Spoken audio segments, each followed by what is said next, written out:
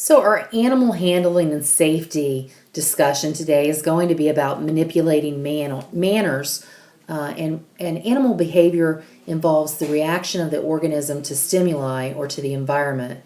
There's ethology, which is the study of the animal behavior in their natural habitat.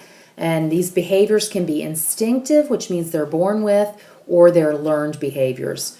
Instinct means behaviors occur automatically. A deer runs when it sees a wolf. It could be genetic. It could also include things like eating, drinking, and breeding. Types of behavior. There's social behaviors. These are interactions with each other, like the herding and flocking instincts that animals have. There's reproductive, which are courtship and mating. Ingestive has to do with eating and drinking. Maternal, these are mothers caring for their young, how protective your dog may be after she has puppies. Combative, when you see dogs fighting for positioning within a group for dominance. It can also be defensive when they think you're threatening them. Animals communicate with sight, sound, and smell. Visual signs may be position of the ears and the tail. When a horse pins her ears back at you, you may want to be careful. She may be getting ready to bite. Their posture, grunts, squeals, whinnies, and then their smells when they mark things by peeing on them or like when they're in estrus or in heat. Learned behaviors include imprinting, when animals attach themselves to an individual early on. That's a lot of times why foals are handled at a very early age. Conditioning is training an animal to respond to a stimulus. Your dog comes when you whistle.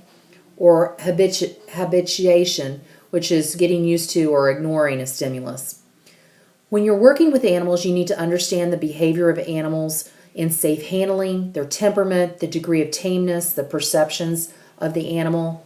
Novelty has to do with new or different things in the environment of an animal that causes it stress. The effect of this novel item on an animal is dependent on the training and the temperament. Flighty animals will spook more easily. Flighty animals will also be more curious about new objects when you leave them alone. Livestock can see a wider range than humans. Their blind spot is directly behind them. That's why you should stay out from directly behind them. Their depth perception tends to be poor. Changes in flooring, the surface of flooring, lighting, color, and movement causes distraction and possible fright and balking, which you need to think about when you're moving livestock.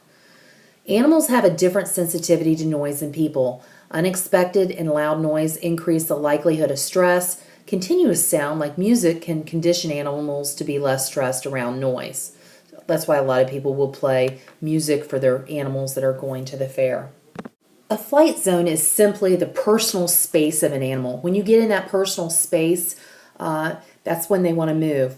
The size of this flight zone is dependent on how familiar they are with people. Tame animals may have no flight zone. You can walk right up to them and smack them and they don't move.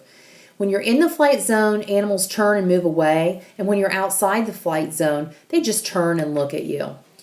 Here's a diagram that talks about where you can stand is how you can get cows to move. So their point of balance is a shoulder. If you stand in front of it, the animals will move backwards. If you stand behind it, they will move forward. Safe handling involves being calm, having orderly movements and mannerisms, avoiding yelling, running, entering the blind spot, moving into the flight zone slowly behind the point of balance to start the animals moving forward.